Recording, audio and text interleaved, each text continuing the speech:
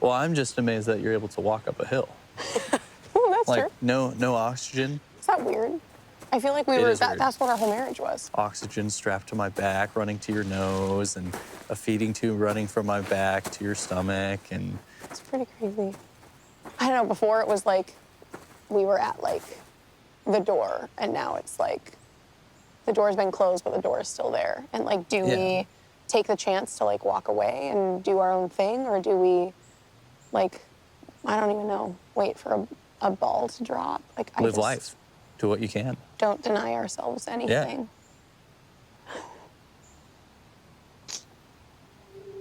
We should probably get like 80 cats too, since we're not denying ourselves anything. Yeah, right.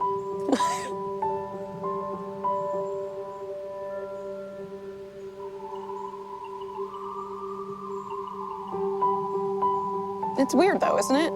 It's weird to go from like actively dying to getting this miracle to like just expecting to just, I don't know, live like nothing happened.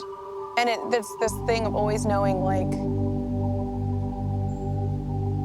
at any moment that could be our lives again. And I'm just so ecstatic that we get this. Yeah. This, whatever this is. I'm just super happy about it. This is perfect. This is good. This is all I need in life. It's true.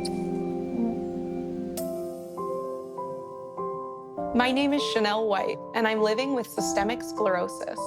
A few weeks after my wedding, I was given 10 years to live. But thanks to a miraculous bone marrow transplant, I have a new lease on life. Now, my only focus is enjoying each and every moment of my beautiful, uncertain, and very imperfect existence.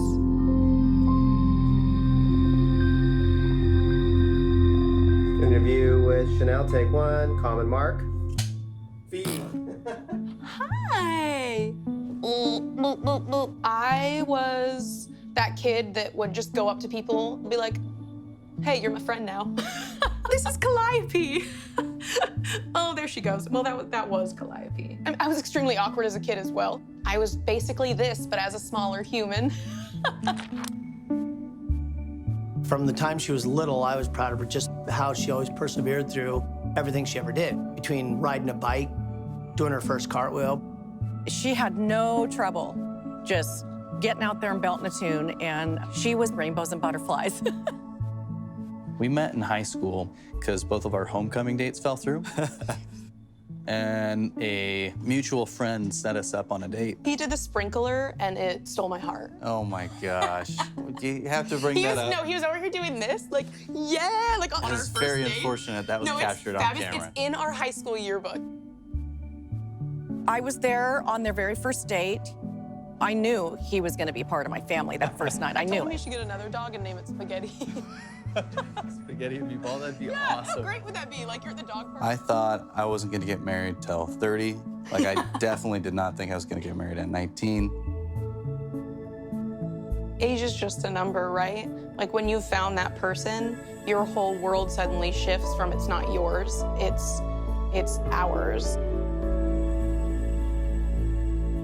So during our wedding planning, I kind of noticed some weird things. I had very swollen hands. I was kind of losing hair and just had like hives a lot and was exhausted. My joints hurt. And my fingers started turning really purple. We were married in August, and I started doing all my kind of testing and evaluations in like September. And then October is when I actually met with a rheumatologist, and they just diagnosed me on the spot with scleroderma, systemic lupus, and polymyositis. I'm thinking like, maybe a few pills, or maybe cut out something from her diet, but nothing severe.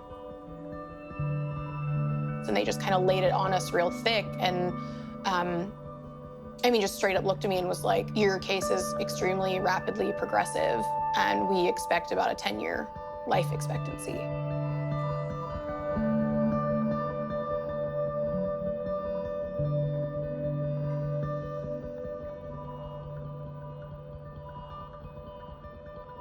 Gosh, I mean, it was odd because we're ready to like start our lives together and found out that my life was ending.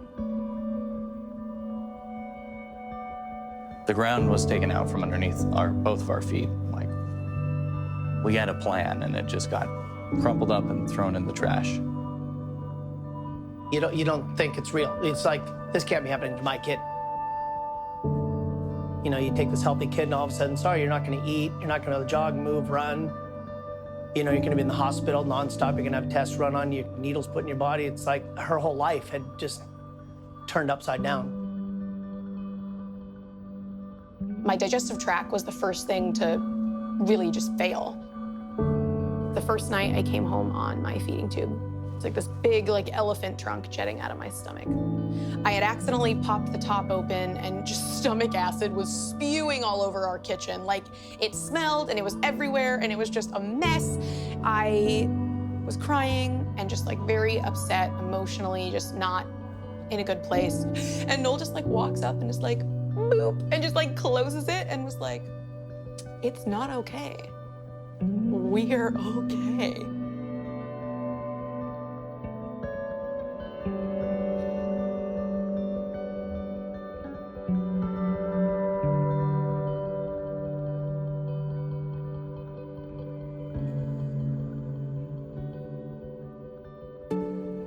Being just like the unlucky health individual that I am, I ended up with Guillain-Barré, which is a nerve condition that just demyelinates the nerves in your body. 1 minute you're up, and the next minute you're down, and you don't get back up for months. Paralyzed, your entire body. They're breathing for you. They're doing everything. You can't open your eyelids. You can't swallow your own spit. Like, there's no words to describe that but horrifying.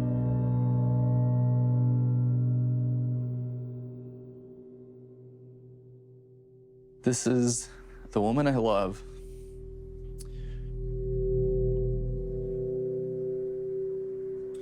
She's lying there, and there's nothing I can do.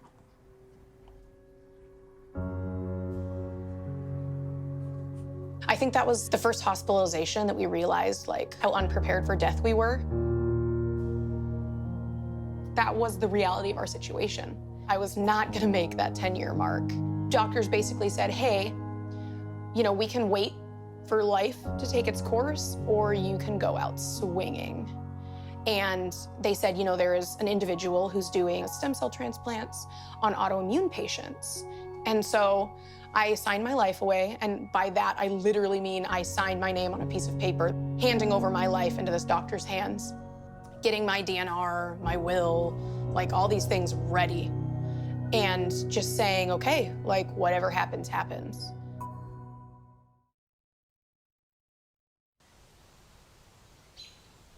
Remember when you were a kid, I used to bring you down here to feed the ducks? Yeah, and I repeatedly fell off the rock into the water trying to get to the ducks. All the time. Do you remember your first Thanksgiving when you had your feeding tube? Yeah. And I made Bird bags. special bird bags. So I could chew everything up and spit it out. I still can't fathom having that taken away. You know, when you're sad, you want to like drown your sorrows in a tub of ice cream, and like you can't. I mean, your basic human function is just ripped from you, and it's literally what's giving you life. And it goes from this very hated apparatus Scary, to so scary, yeah. this is literally the only reason I'm alive right now. Who would even think eating would be such a celebration? When I was sick, she just full on was like, whether you need a mom or a friend or a nurse, or hey, we need to live in Chicago for 3 months while I undergo a bone marrow transplant, she was ready. I trucked all around Chicago in flip-flops, and it was December 31st. It was New Year's Eve. Everybody was buying champagne, and I'm like, I'm buying my kid moose. I'm buying moose. My kid can eat. Even though that was literally the worst few months of my life, you brought a lot of moments of joy to a very dark place, so. Thank you, baby. Yeah.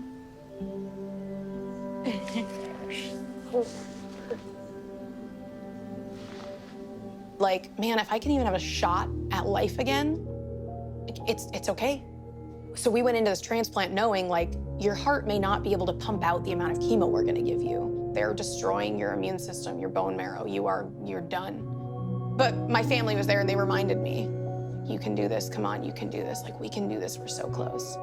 She keeps getting this close to dying. And this may be the one. got discharged from the hospital, but I'm so excited that I did it and I'm done. And I really believe it was successful, and only time will tell. But I got out of the hospital and had a Subway sandwich, and it was so good. And I had some chips and a Powerade, and I can eat, and I don't regret my decision. I just would never do it a second time.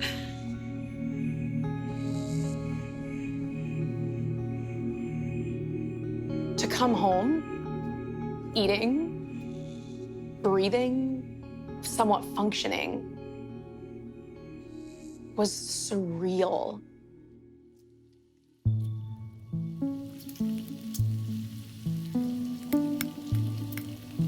Cooking together is especially fun because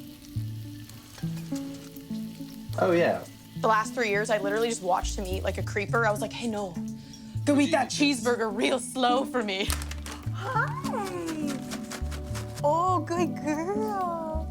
So it's an odd feeling. Noel and I didn't plan for a future. There was no thought of future Chanel. And suddenly we were given this. We were given this bonus life that we call it. And I have no idea how long I'll have it for. You conquered certain death. Now it's time to live uncertain life.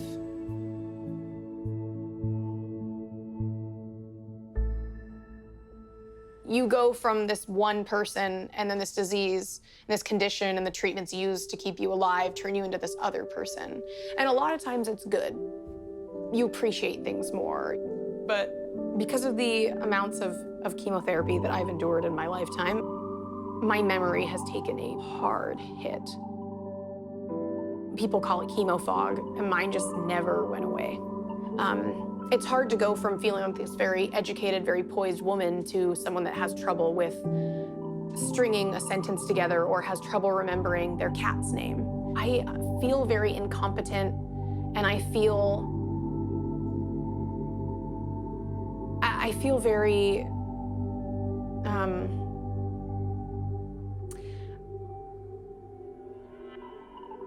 there's a word and I can't think of it.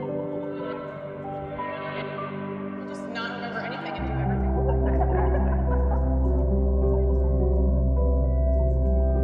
I'm in the woods. With Noel.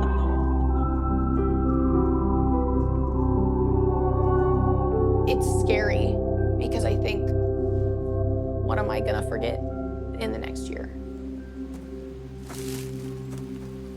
I got to meet his parents, and he met mine, and we had events together.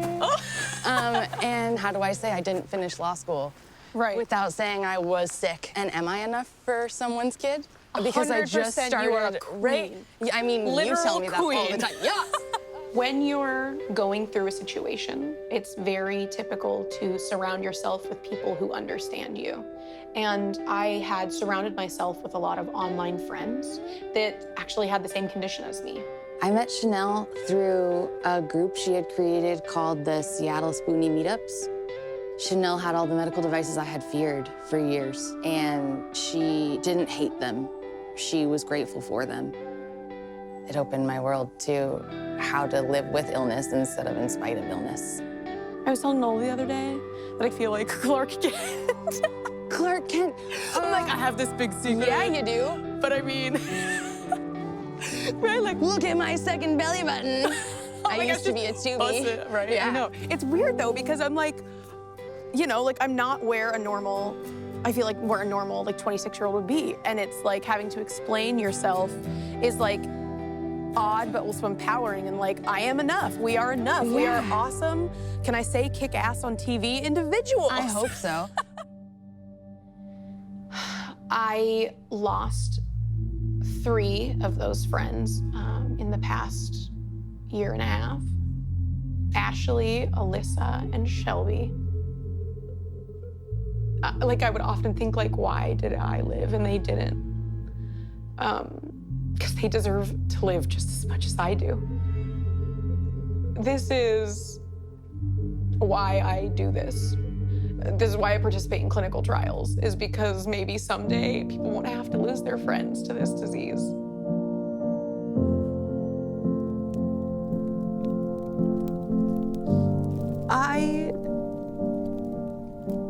love creating something I can take with me like this. It's just your memories, your experiences are what you take with you. That's the only thing you get out of life, right?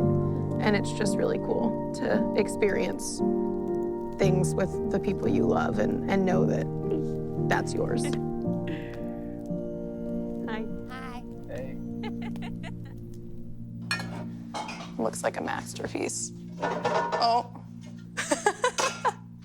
I feel like I never let myself feel that frustration and just like, it just stays, you know? I think it is gonna be really nice to get out some aggression.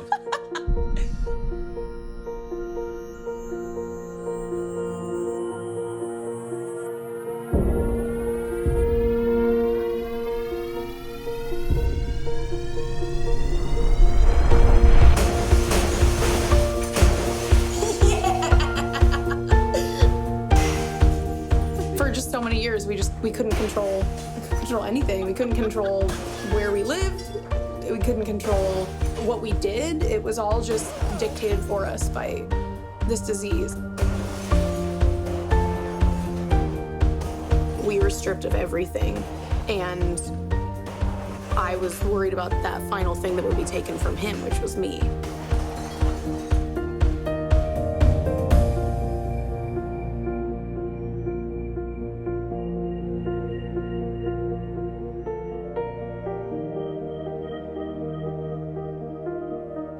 He's my calm in the storm. There are particular instances when I just can't be strong anymore. He knows what to say, he knows what to do, he knows how to remind me, this is worth it. We're worth it. She's the one I chose to be with, and I don't take that lightly. I probably laugh at things I shouldn't. I say silly things. I trip over my own feet. But damn, I love my life. I have so much fun.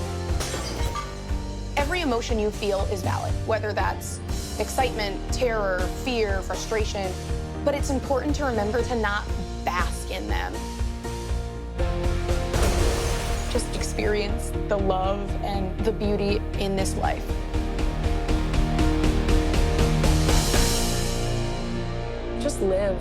Just live and just enjoy it.